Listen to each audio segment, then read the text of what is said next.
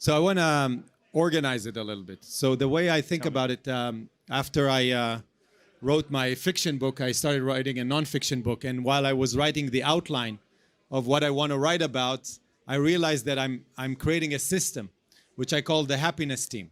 Yeah. And so it's a workshop that it's based on philosophy, the objectivist philosophy of Ayn Rand. Uh-huh.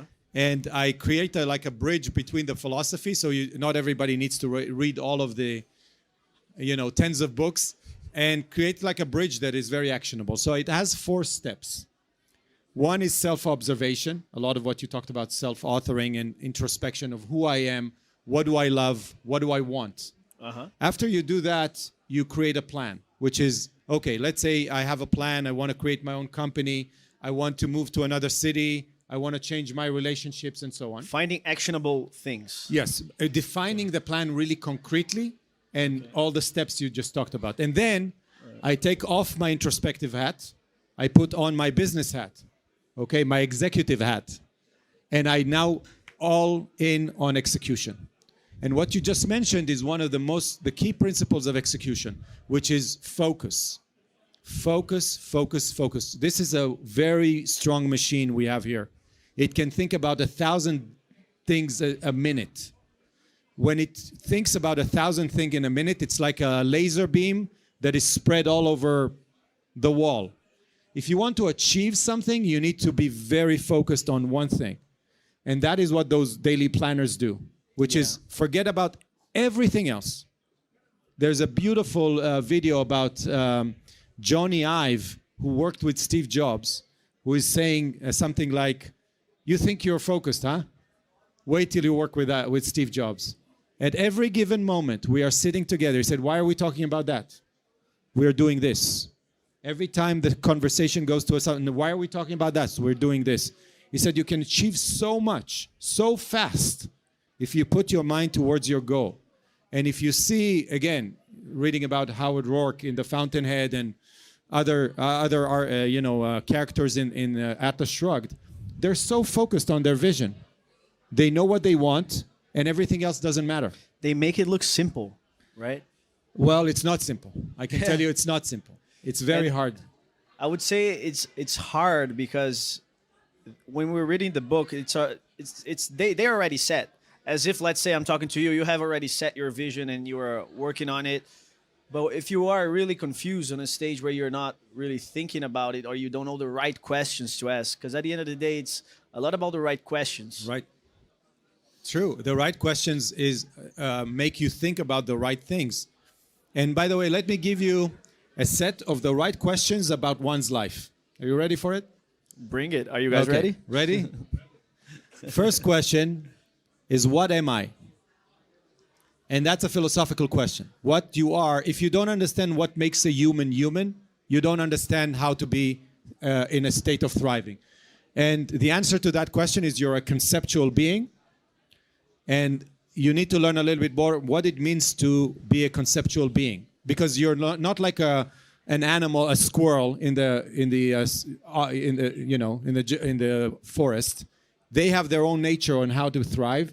Your mind, your means of survival is to know that this is a bottle. It doesn't look like a bottle, but you understand it's a bottle. And how you get to the idea that this is a bottle is what makes you human. That's called concept formation. You have to learn epistemology to understand that. That's question one. Second question is, who am I? So you can read all you want about the fact that I'm an entrepreneur, I built companies, and so on. If you don't understand what I value, you don't know me. The only way to know a person is to know what they respond to. Because you cannot open their mind and see who Tal is, right? So the second question is to know your values. But Tal, how would you come about defining your values? Because I hear that about all the time, right? You have to have negotiable values. You need to know your, like, what you really value, your virtues. Yeah. How do you specify your values? I feel like that's a real challenge for many people. Can I take that question in a minute? Because I want to just give you the whole... Because it's a very tough question. So we said, what am I? Who am I? Which is your values.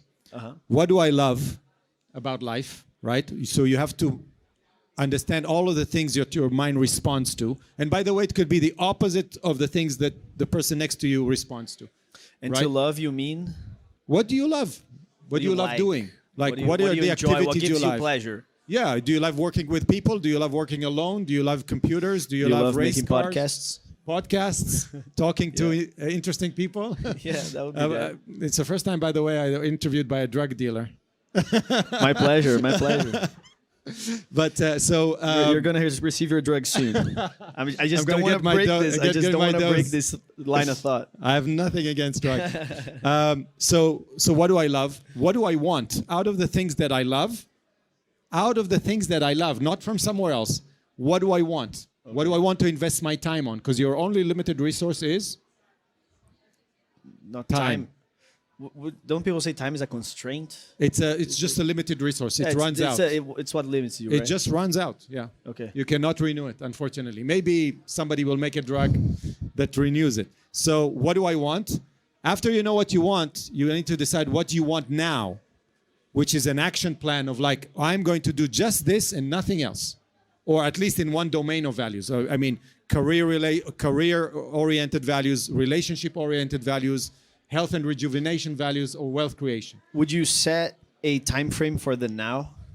Now I would no. It really depends on your on the type of value. If you want to save to the next vacation in the summer, it's a short term. If you want to change your profession from being one to it can be a 10-year plan. After that, after you know what is now, is like, how do I get it? And that is completely execution. I mean, just execution. How can I get there? How can I get there? Somehow draw a path that from where you leads are, you A to B. A to B. And what needs to be done? And the next question is, what's going to stop me? And what people don't do is they don't plan enough on what's going to stop them, not just outside of them, but inside of them. How do I overcome anxiety? How am I going to overcome issues when I face them? You can plan all those things. You can say, I know what's going to happen. I'm going to run out of money, or I'm going to get, my mother is going to say, you see, you're not successful yet, and I'm going to feel depressed. You can plan for that. And then the last question is, after you get it, is what is the point?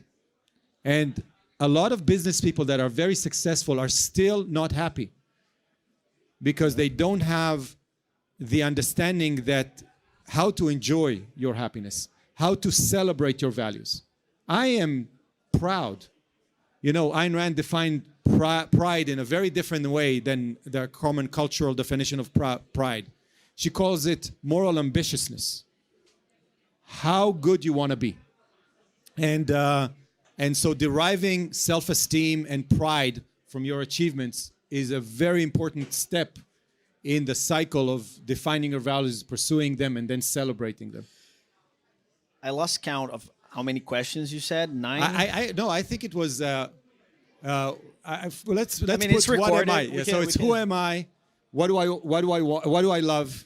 What do I want? What do I want now? How do I get it? What's going to stop me? What's the point? 7 questions. 7 questions. All right. And I feel like they're not as straightforward.